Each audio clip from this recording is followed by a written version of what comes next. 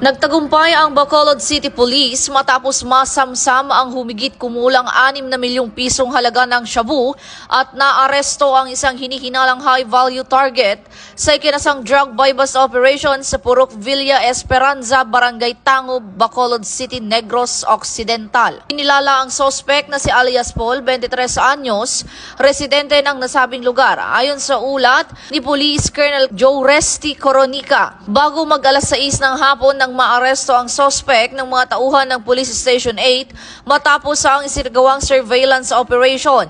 Isang pulis ang nagsilbing poster buyer at nadatna ng sospek sa aktong iniabot ang iligal na droga. Na-recover mula sa kanya ang plastic sachet na naglalaman ng mahigit 1,000 gramong shabu na tinatayang nagkakahalaga ng mahigit 6 na milyong pisong halaga, pati ang mark money. Nasa kustodiya na ang sospek at nahaharap sa kasong paglabag sa Comprehensive Dangerous Drugs Act of 2002.